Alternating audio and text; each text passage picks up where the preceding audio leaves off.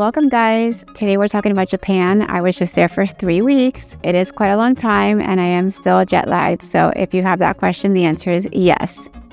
I'm still feeling like a zombie, but I wanted to just do this video as things are fresh in my mind about why I went, my overall experience, would I recommend you going or not, what I found challenging and or easy. So let's get into it. So the reason for my trip was my daughter graduated high school last year and it was promised as a graduation gift. She'd been in Japan twice on an exchange. She's taken Japanese for many years. My little one is in the same program. So both of them speak some Japanese, and actually that really did help quite a bit because my older one was fluent enough to speak to waiters or taxi drivers or just, get us out of situations where we weren't being understood. So that was awesome. And my husband's older son, he also graduated from college this past December, and that's what he requested. So we had 2 graduation gifts that we needed to provide for, and hence that was the decision for the trip and how we scheduled it. So that's why we went to Japan. Obviously, it's a place that is hard to get to, just distance-wise, airplane-wise, it's a long way. We actually flew from here to Montreal and then took the plane from Montreal to Tokyo. So it was like a 3-hour from here to Montreal and then a 13-hour from Montreal to Tokyo. So it's quite a bit of time and expense. That's something to consider. I mean, you can fly out of different cities and each city is going to give you a different price point in terms of your plane tickets. So if you're planning a trip to Japan, I would recommend that you sort through the different options you may have. We had a travel agent help us, and I will tell you that the prices ranged all the way from $20-some thousand per plane ticket to $6,200 per plane ticket. So it's definitely worth doing your research if you're planning a trip that's this far away, because you definitely want to try to buy business class if you can. It's too long of a haul for me that if I can't lay down and sleep, I just can't do it. I'm completely destroyed if I get there. So we got those business class tickets. There were 6 of us, so it was an investment, but well worth the money. At least I think we all arrived in better shape than we would have had we not invested in that. So that's one thing to keep in mind. Culture-wise, Japan is very interesting. Now, I have to just insert that my family history, my grandparents, as they started Cost Plus in California, I've been surrounded by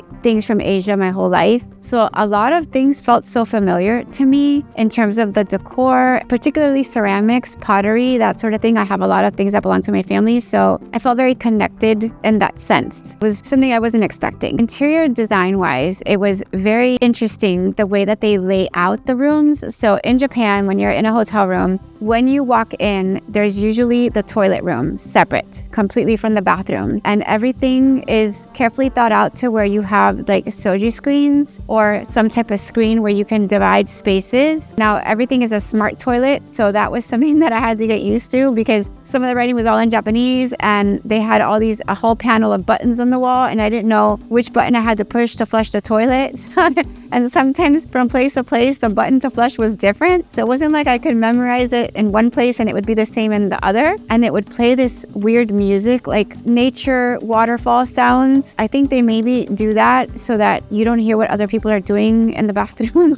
I don't know, but it's quite interesting, this whole the smart toilet system that they have everywhere. The one thing you should keep in mind when traveling is if you're a tourist, there are no trash cans anywhere. And I asked the guide that we had, why are there no trash cans? And she said, well, I guess there was like a bomb threat or something at some point in the past. And so the government decided that they weren't going to take that risk and they removed all the trash cans. Now, what everybody does is carry a bag and you have a little plastic, like supermarket, bag in your purse, and whatever trash you collect during the day that you use, you store it in your bag. And then when you do find a trash can or get home, you dump it. When you do go to the restroom, also know that there's no soap and no dryer, no paper towels at all. Sometimes there's a hand dryer if you're lucky. So the Japanese people carry around little hand towels in their purses and their own soap. My guide had her own soap. So a little bottle of soap. That's something to keep in mind. Like you might want to just get used to having a bag with you and a little hand towel because you'll need it. Otherwise, you're drying yourself in your pants. So that's one thing to know. Food-wise, I just have to tell you guys that I've never seen so much food in my life. Food everywhere. Food, every little hole in the wall is a place to eat. But one of the challenges that I ran into, I am gluten-free and I also don't eat cow dairy. And that was challenging because I heard Japan has amazing ice cream and I just watched everyone traveling with me have all these yummy ice creams and I couldn't have any because everything had milk in it.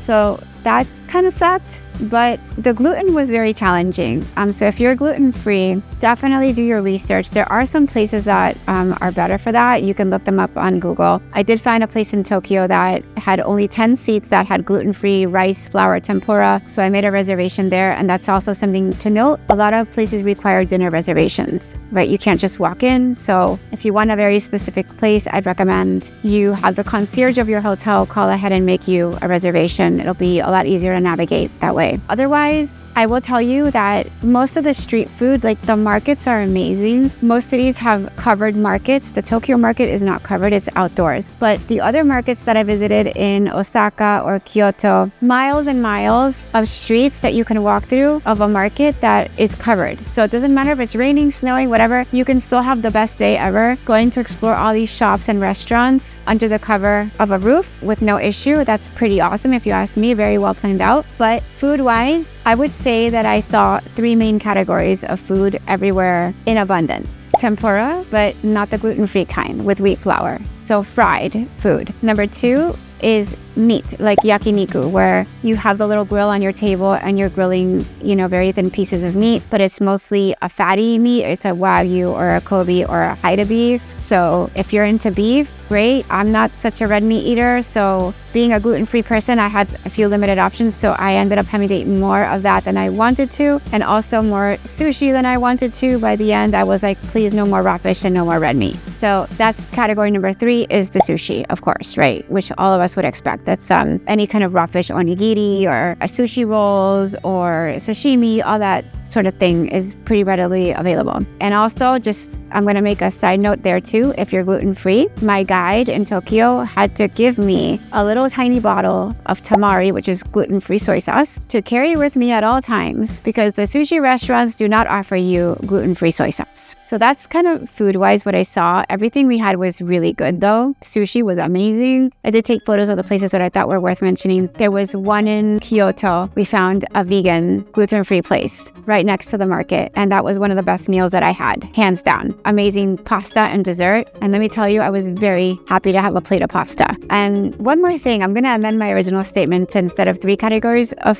food, there's 4. Ramen. There's a lot of ramen, but again, if you're gluten-free, you have to find a ramen place that gives rice noodles additional to the regular noodles that everybody else can eat. And then culture-wise, I just have to say, it's a lot of people like New York City, but way busier, way larger. The amount of advertising that is just thrown onto the Japanese people is insane. I was really overwhelmed by the amount of ads and writing and just things that are coming at you all over the place. It's in abundance, but I guess that they are used to that, so they maybe tune it out. For me, I was like, oh my goodness, this is a lot, but it is interesting to look at. That's another thing that I found interesting. And the abundance of people everywhere, particularly shopping malls. I have to say, I've never seen shopping malls like this, 16 floors, 13 floors, 10 floors, like completely stocked to the nines with beautiful things that I did not have time to leisurely explore. I would have wanted more time to just go through a 16-story mall and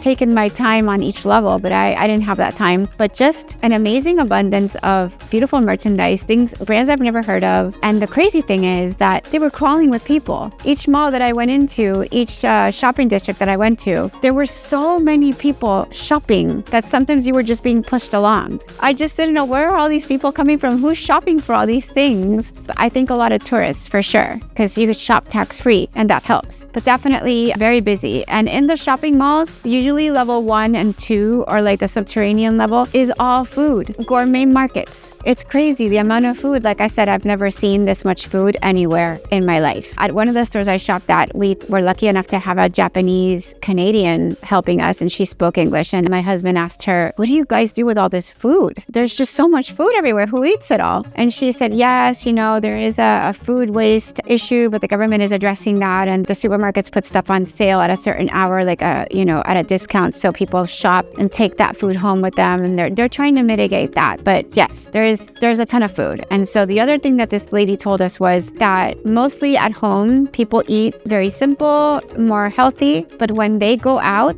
they want to indulge. Hence, like a lot of tempura or fatty meats and things like that.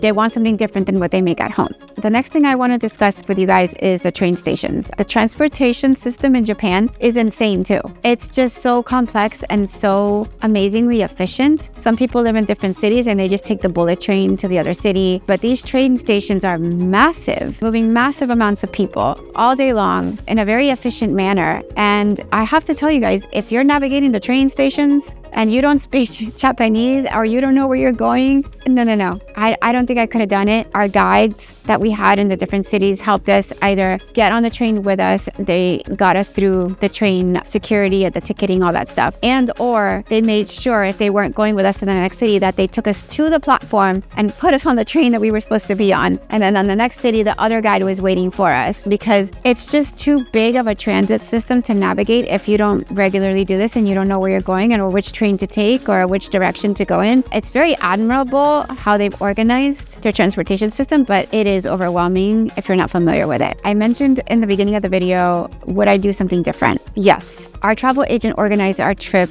in a certain manner. Since I'd never been, I didn't know what city I would have wanted to spend more time in. And we had the first 3 days in Tokyo. And I have to say, because Tokyo is so large and so many things to do and see, I feel like I didn't have enough time in Tokyo to explore all the things I would have wanted to. Definitely the shopping. There were more places I wanted to go to and just didn't have time. When we came back from Osaka on the bullet train to Tokyo, we had that half a day and then some of the next day before our flight departed in the evening. But still, like I said, I think I would have wanted 2 or 3 more days in Tokyo. So if you're going to Japan and you're going to hit different cities, I would recommend maybe allotting a week in Tokyo because there's just way too much that I think is worth seeing or doing. And 2 or 3 days is not going to cut it. And then one last thing, and this is an important thing that I had forgotten to mention. Before we left, our travel agent told us that we were going to have to deal with suitcase transfers. And since we did take bullet trains from city to city and we went to like 6 different cities or whatever, we had to take our clothes from our suitcase and put them in our carry-on 3 days worth at a time. This happened every time we had a train transfer because the train stations are not made for you to navigate large suitcases. Obviously for us, it's a 3-week trip. We're coming from the United States. We need a lot of clothes for a 3-week trip. And so she said that it's not how they do things. They actually take your luggage, your big luggage, and they transfer it via a car service. So every time we had to transfer on a train, the night before, we had to figure out what we were going to need and then pack it in our carry-on. And then we wouldn't see our suitcases again until the next hotel, maybe a day or 2 later. That was challenging. And to be honest, I don't think I'd want to do that again. She did tell us that the only way to get our suitcases same day was an extra $1,800. And we just decided we're not going to do this. Let's just see how this is done and decide if this would be something that we would be okay doing in the future or not. And clearly, no, because there were times that I needed things. We went to a place called Hakone, which was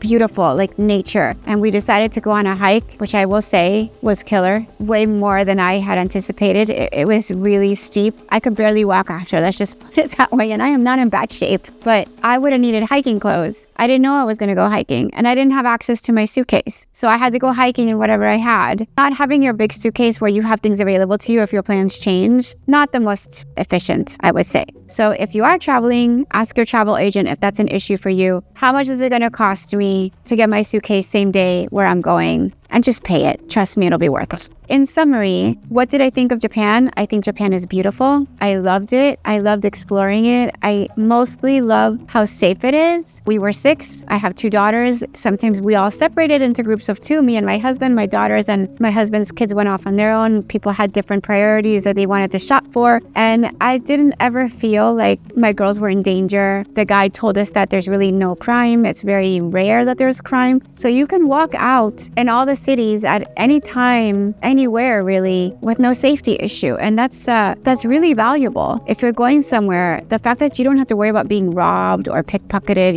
assaulted in a way, I think that's just such a huge value added that just for that reason alone, I'd go to Japan again because I was very carefree walking around shopping, even on the trains. So that's something to keep in mind. It's a very safe country to visit and to tour around and many beautiful things to see. But my favorite thing of all, some of the interior design and for sure the gardens. Nobody beats Japanese in garden design. Those ancient temples, the gardens, the koi fish, the water, how they use water in their societies, running through villages. We toured old Edo villages and stuff. I mean, the way they bring the elements of nature into these gardens is mind-blowing to me. I would have wanted to spend more time in those gardens too. Would I go back to Japan? Absolutely. I loved it.